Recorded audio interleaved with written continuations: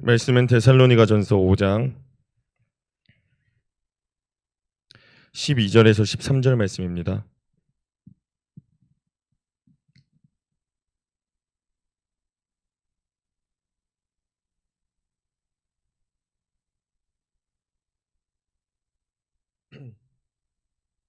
데살로니가전서 5장 12절에서 13절 말씀 다 찾으신 줄 믿고 다 같이 합독하시겠습니다.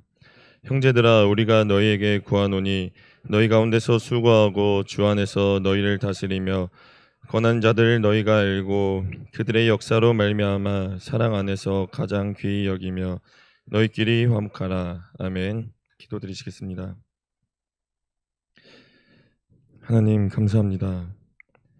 우리들의 삶 속에서 피로하고 또는 연약하고 힘들거나 좌절되거나 무너질 수밖에 없는 우리 삶 속에서 하나님을 만나게 하여 주심 진심으로 감사드립니다. 하나님이 우리들의 삶의 유일한 기둥이 되게 하여 주옵소서. 내가 다른 것을 의지하고 다른 것을 바라보지 않고 유일하신 하나님만을 바라보며 세상의 말도 안 되는 것들을 믿음으로 주님만 바라보며 이 세상에서 살아갈 수 있게 하여 주옵소서. 예수님의 이름으로 기도드립니다. 아멘. 할렐루야. 데살로니가전서 5장이 되었습니다. 데살로니가전서는 5장으로 끝을 맺습니다. 데살로니가 교인들에게 쓴 편지이죠. 데살로니가는 로마에게 지배가 받고 있는 그리스 지역, 그 그리스 지역의 북부 지방을 마게도냐, 그리고 아래 지방을 아가야라고 합니다. 그 북부 지방 마게도냐의 수도라고 제가 그때 말씀드렸었습니다. 이 수도에서 있는 데살로니가 교인들, 이 사람들이 무려 3주밖에 바울과 같이 있지 아니하였죠. 미국의 한 유명한 의사가 2010년도에 자신의 성공의 법칙에 관해서 책을 지었습니다. 그 책에는 21과 66의 법칙이라는 숫자가 담겨져 있다고 해요. 21은 바로 우리의 습관이 뇌에 기억이 되는데 21일이 걸린다는 뜻입니다. 그리고 그 습관이 우리의 몸에 기억이 되는데 66일이 걸린다는 뜻입니다.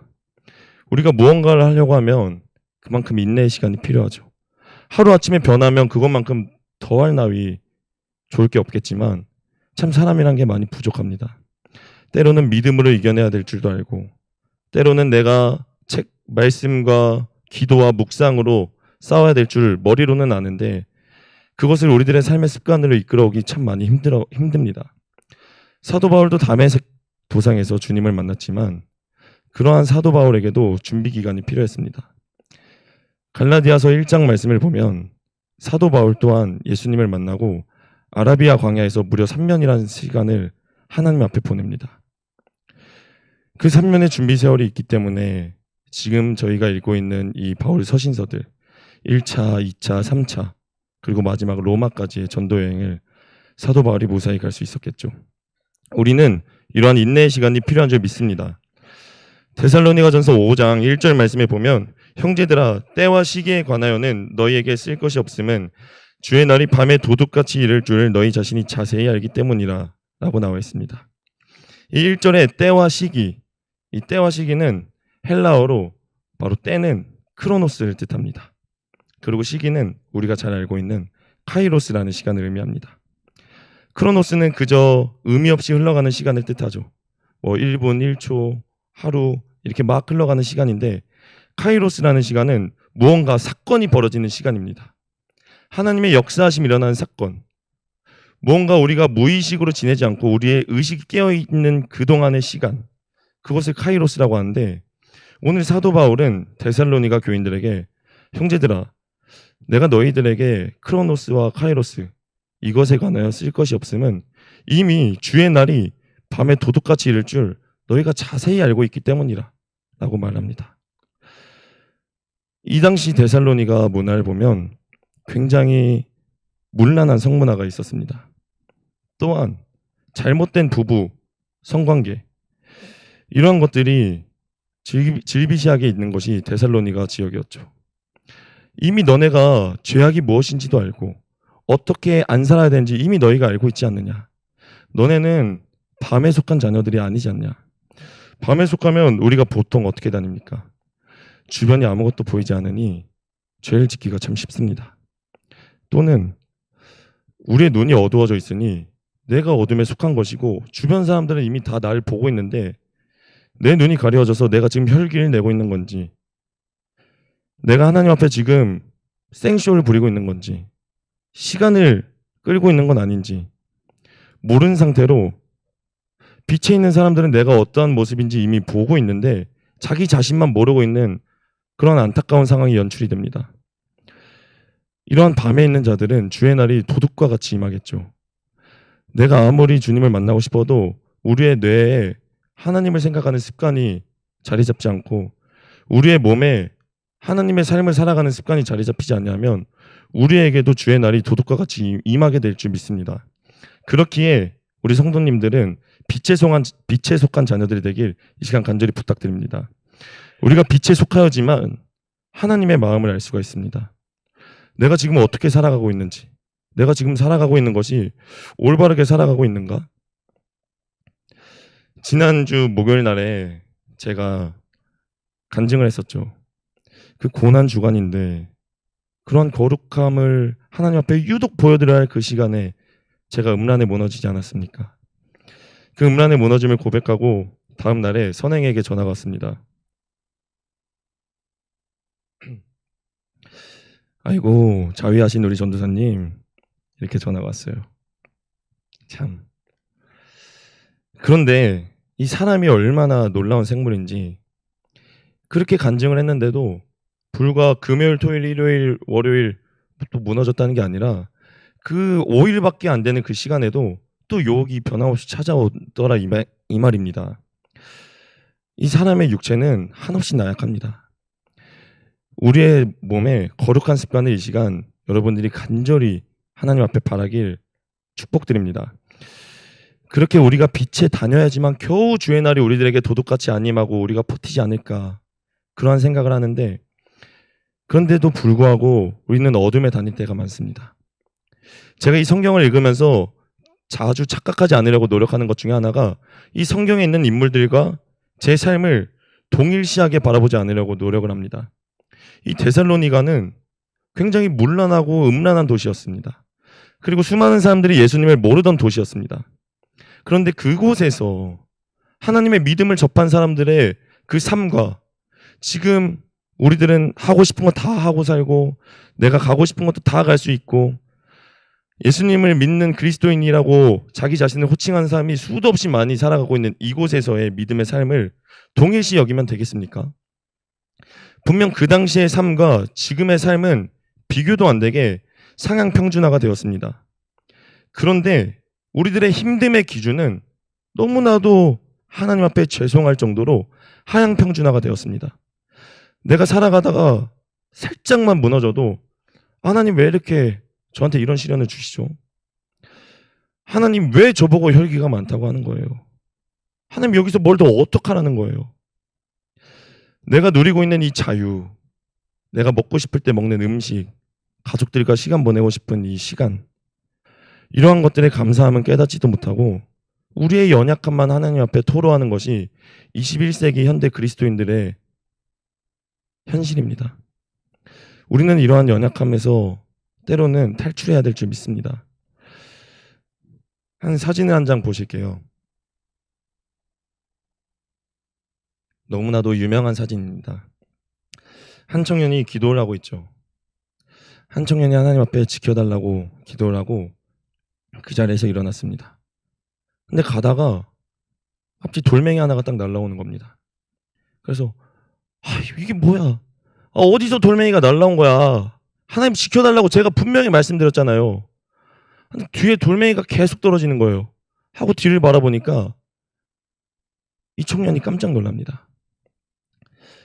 왜냐하면 그 예수님이 모든 돌들을 막고 있다가 그 작은 돌멩이 하나 튀었는데 그 돌멩이 하나 튀었을 때 나는 이미 하나님 앞에 내 짜증과 원망함과 또는 낙담함과 좌절감을 이미 다 토로했습니다.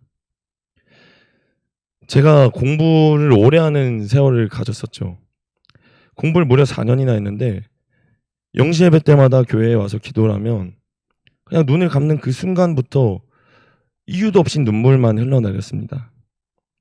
하나님 앞에 와서 기도한 그 시간을 되돌아보면 그냥 나의 힘듦과 연약함을 하나님 앞에 토로한 시간밖에 없었더라고요. 그리고 비단 제 공부뿐이었겠습니까? 우리 가족에서 일어난 문제들, 그리고 내 삶에 일어나는 다양한 문제들. 여러분들 또한 저와 비슷한 경험이 있을 줄 압니다. 저마다 하나님 앞에 무릎 꿇고 눈을 감으면 때로는 우리의 힘듦 때문에 하나님 앞에 눈물 막 쏟아낼 때가 많습니다.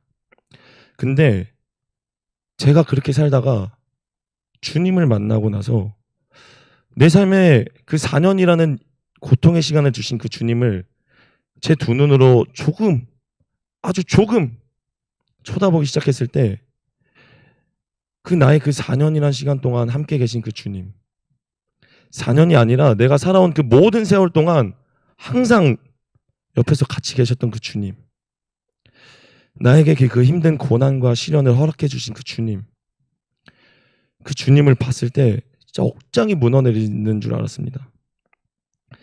하나님의 마음도 모르고 내가 엇나가는지 모르니까, 내가 워낙 잘못됐는지 모르니까, 때로는 강한 채찍질과 때로는 강한 위로의 손길로 우리들에게 수도 없이 말씀하고 계시는데 그 하나님의 뜻을 우리가 착각할 때가 참 많습니다. 나의 힘듦 때문에 주님의 뜻을 몰라볼 때도 많고, 또는 지난주에 제가 말씀드렸다시피 죄책감에 기반된 신앙이어서 하나님의 뜻은 이것이 아닌데 하나님, 진짜 이렇게 살면 안 되는데, 하나님은 계속 괜찮으니까 앞으로 달려나가, 일어나, 가 하는데 내 죄책감에 무너져서 하나님, 전 일어나면 안 돼요. 제가 감히 주님 얼굴을 어떻게 봐요? 하면서 그 낙담해하는 그 모습. 데살로니가전서 5장 9절 말씀 다 같이 읽겠습니다. 하나님이 우리를 세우심은 노하심에 이르게 하심이 아니요 오직 우리 주 예수 그리스도로 말미암아 구원을 받게 하심이라. 하나님이 우리를 세우심은 노하심에 이르게 하는 게 아닙니다. 우리를 진노의 자식에 이르게 하시려고, 우리를 망하게 하시려고, 야, 너 일어나. 너 정말 못 달리는구나. 너 아직도 혈기 못 버렸구나. 야, 너 그렇게 낙담하니? 너 일어나. 빨리 달려가라니까. 이렇게 하신 이유는 우리를 망하게 하고 힘들게 하고 좌절하게 하려고 하는 게 아니라, 너가 지금 일어나야지. 너가 지금 혈기를 내면 멈출 줄 알아야지. 너가 지금 고집을 부려? 고집 부리면 멈출 줄 알아야지. 네 가정에, 네 삶에 문제가 터졌어? 그럼 기도해. 그래야지 네가 구원에 이르지 않겠니? 하나님이 우리들에게 옆에서 계속 다그치시고 때로는 사랑을 부어주시는 이유는 바로 우리를 구원에 이르게 하심입니다. 우리의 미천한 생각과 우리의 낮은 생각으로 하나님의 뜻을 오해하는 일이 없길 바랍니다. 데살로니가전서 5장은 사도 바울이 데살로니가 교인들에게 마지막으로 쓰고 싶은 모든 내용이 담겨져 있는 부분입니다. 여러분들이 한번 상상을 해보십시오.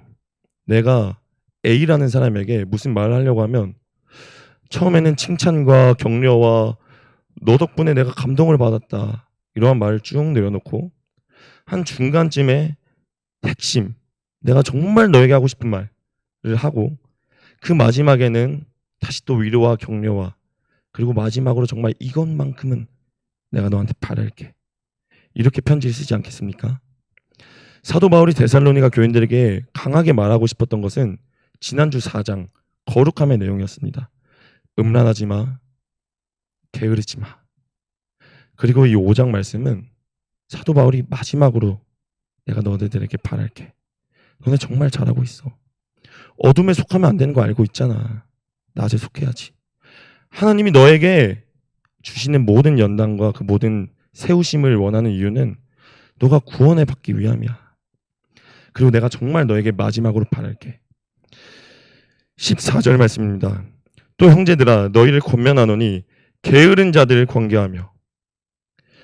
게으른 우리들 하나님 앞에 조심해야 될 줄 믿습니다. 젊은 나이에 10대 때, 20대 초반에 저는 그래도 옆에서 다그치시는 전도사님과 믿음의 사람들이 있어서 영적으로는 그나마 좀 부지런해서도 육적으로는 많이 게을렀던 것 같아요.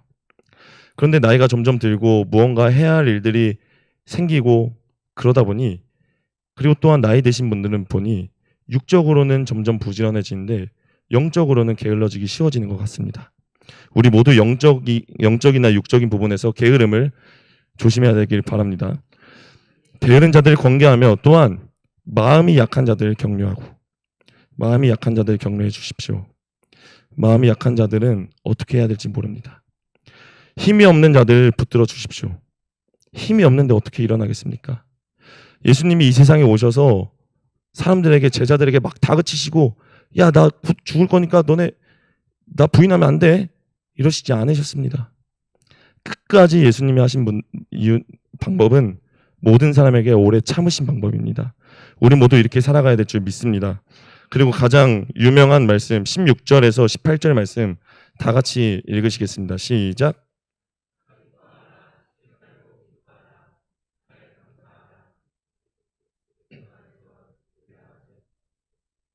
아멘. 항상 기뻐합시다. 이 말씀이 어렸을 때 저에게는 항상 기뻐하라, 이게 정말 쉬운 말씀 아닌가? 항상 기뻐하라, 얼마나 단조롭습니까? 근데 나이가 점차 되니까 이 말씀 지키는 게 가장 힘듭니다. 내가 기쁘고 즐거운 상황에는 언제든지 기뻐할 수 있죠. 그런데 하나님은 내가 힘들고 지치고 낙담하고 혈기 부리고 고집 부리고 음란할 때 그 모든 순간에도 나만 바라보면서 항상 기뻐해. 낙담하지 마, 좌절하지 마, 항상 기뻐해. 항상 기뻐하려면 또 쉬지 말고 기도해. 쉬지 말고 기도해. 그리고 마지막으로 그리스도인들의 숙명, 범사에 감사해. 감사하는 여러분들이 되실 이 시간 간절히 축복드립니다. 감사함을 찾으면 우리들에게 능치 못할 일이 없을 줄 믿습니다. 감사함이 있으면 우리가 살아가는 모든 이유가 채워질 줄 믿습니다. 우리가 낙담할 때, 그리고 우리가 힘들 때, 시험 들 때, 그 순간순간들 때마다 우리가 감사해야 될 이유를 찾기를 바랍니다. 그러므로 하나님 앞에 항상 기뻐하시고 쉬지 말고 기도하시고 범사에 감사하시는 성도님들이 되길 이 시간 간절히 축복드리겠습니다. 기도드리겠습니다. 하나님, 하나님의 말씀은 참 너무나도 달면서도 참 그만큼 오묘합니다.